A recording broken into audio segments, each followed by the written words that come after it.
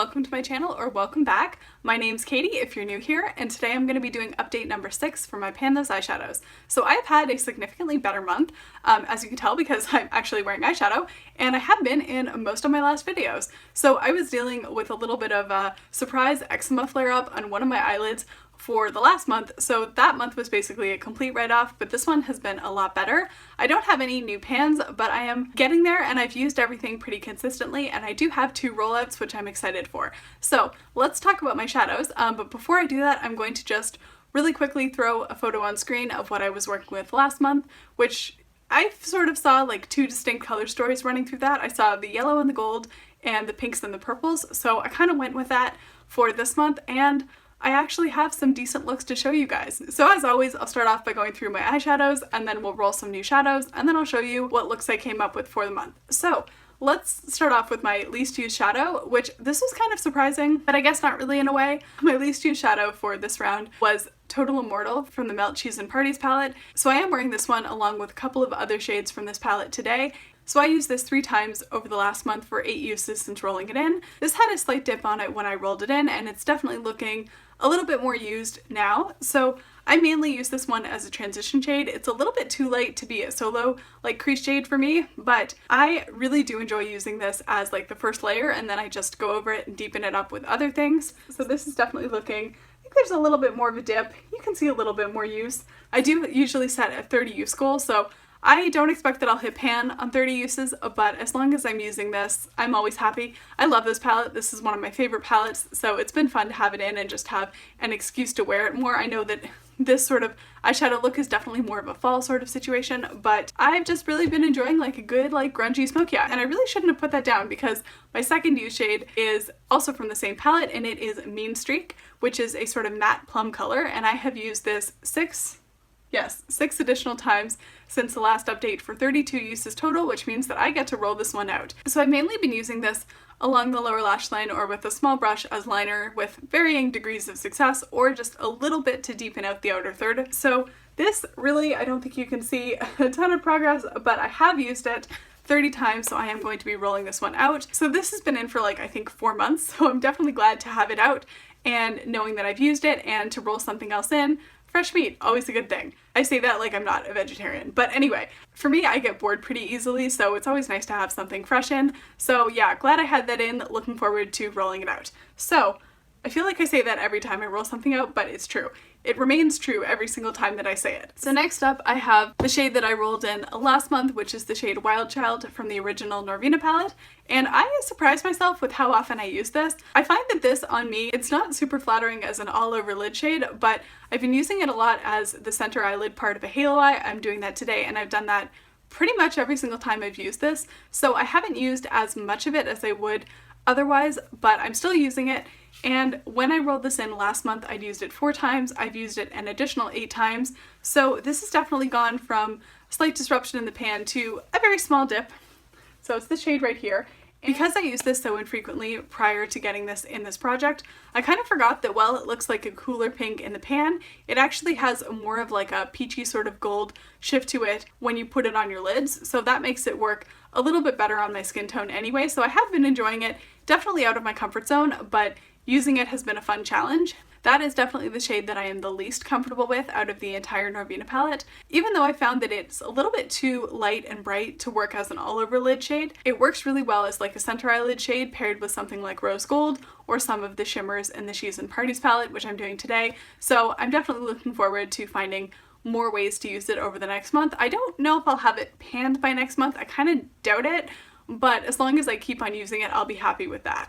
So next up, I have my Angels from the ABH Carly Bible palette. This one didn't get used as of the last update, so I really wanted to focus on it, and I pretty much spent, I think, the week or two after my last update pretty much exclusively wearing this as a lid shade with other things in the crease. So I set myself a goal to have 10 total uses on this by the next update, so I've used this 8 times for 11 uses total, so I did hit that goal, and this definitely has more of a dip on it now than it did.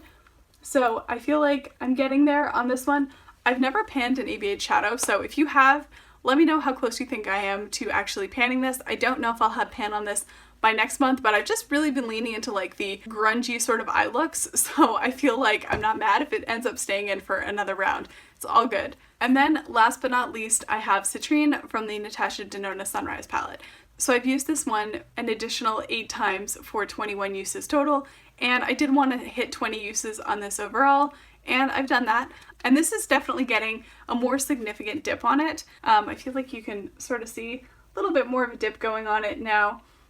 But I think I have decided that I'm going to be rolling this one out. I do have a 30 use goal and I have not hit that. However, having said that, I have been not having the greatest time with this shade.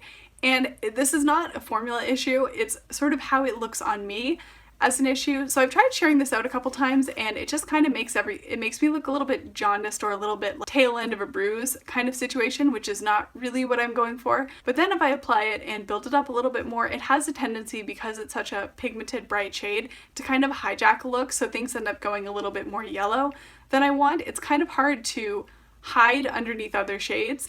For instance, I've been able to hide Mean Streak and other mattes that I've had in this palette underneath other things, but because this is such a bright pigmented shadow, you can't really hide it underneath other shades. It's not really a formula issue, it's more of like a my undertones kind of issue. So I think, having said that, the fact that it's been in this project and it's been used 21 times is far more than I would have used it on my own, so I'm glad I've had the push. I'm glad that I've sort of explored it and tried to figure out a way to make it work, and I just kind of haven't. So I think I'm going to make an executive decision. I don't normally do this, but there are very few shades in my collection that I would want to veto after a couple of rounds, and this is one of them. So I think I am going to make the executive decision here to just pull this one out and bring something new in. I'm just not having fun with it.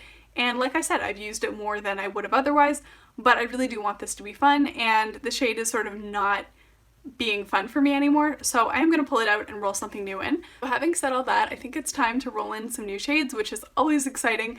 So I'm going to insert screen caps of what I rolled for. So I got number 65 and 28, which are Dayspring and Mochi from the Natasha Denona Sunrise and the Gemini palette, respectively. I swatched everything out earlier, and so this is what I'm working with. So I feel like this is not bad. I've been kind of wanting to get some more bronzy neutral shades because somehow I have a bunch of them, and for some reason none of them have ended up in this project yet, with the exception of My Angels, and I'm really glad to have Dayspring in here. So the Natasha Denona Bronze has been on my wish list for quite some time, but I've told myself that I'm not going anywhere near it until I see more progress on the current handful of shades that I have that would be similar, and Dayspring is one of them, so I'm excited to play around with it and see if I still feel the same way about similar shades on my eyes, and, you know, to justify the price of a palette like that and the fact that it is a lot of bronzy neutrals. And so I am pretty happy with how this looks. Like, obviously you still have the two pinks and purple down here that I feel like will work well, and then I feel like all of these guys will work well too. So I feel like Mochi and My Angels especially work really well together, and I have actually used them together a couple of times over the last month. And I also feel like I see a halo eye with Dayspring and My Angels here as well, so you'll probably see that on me at some point, so I'm looking forward to getting to play around with these. And I mean, I keep on getting the Sunrise palette, but aside from Citrine, I'm not mad about it. I do really enjoy the palette, and it's so appropriate for this time of year. It's still like fairly cool here, but I feel like over the next couple weeks it'll start to get warmer and more humid, so I am definitely pretty happy about my new color story. It's not the most cohesive, but it definitely has shades that will work together, so I'm not mad about it. So let's talk about my pan percentage. Now, I have hit a bonus pan this month, which means that my pan percentage has gone up 1. So I'm not going to show you the pan because it's in my Pan That palette, and I will be doing an update for that at some point over the next 2-ish weeks, I would say. But I do have a new pan in that palette, which means that my pan percentage has gone up 1. So I'm up from 10% last month to 11%. So that's sort of my pan percentage. I honestly was surprised to hit the pan that I hit, but I won't talk about that here. We'll talk about that in my Pan That palette update.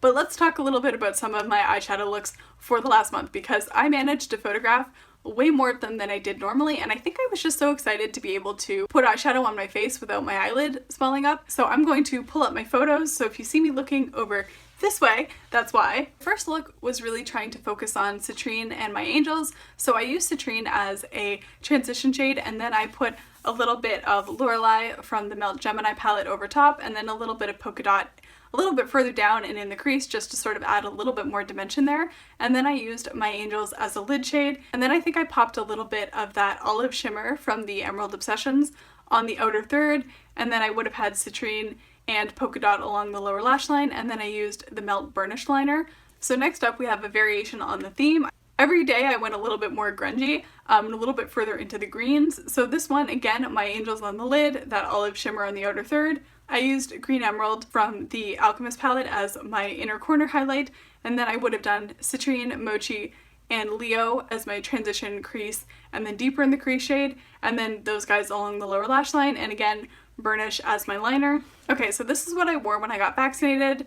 I'm one shot in. I'm still not magnetized, so I don't know if that kicks in after the second shot or not. This was completely done using the ABH and Carly Bible palette, so I used Chai as my transition shade, My Angels and Moo for a spotlight eye, and then just Chai along the lower lash line, and then it looks like highlighter on the inner corner. So this is what I wore for my last Project Pan update. So I used Cindy as a transition, Step in the crease, and then on my lid, and then I put down a little bit of the NYX glitter glue, and then My Angels as the center eyelid shade, and then again Steph and Cindy on the lower lash line, and I think Bali as an inner corner. And then this was yesterday's eye look, and I've done a very similar thing today. So I used Total Immortal as a transition shade, Last Caress in the crease, and then I did a halo eye using Sleepwalk, Strange Love, and then Wild Child as the center eyelid shade, and then Mean Streak on the outer third and lower lash line. And then today I'm doing a very similar thing. So again, Total Immortal and Last Caress as transition and crease shades, and then I did a halo eye using She's in Parties, Rose Gold, and Wild Child, and then I have Mean Streak on the outer third and lower lash line. So those are looks that I remember to photograph. I'm sure that with my new color story I'll have a bunch more for the next time. I hope you enjoyed watching. Let me know if you have any ideas for ways to use my new color story and how your project is going. If you're doing this, I would love to follow along with yours. If you haven't already subscribed and you want to see more of my face, I upload new beauty videos every Tuesday and Saturday, and hopefully I'll catch you in the next one. Bye!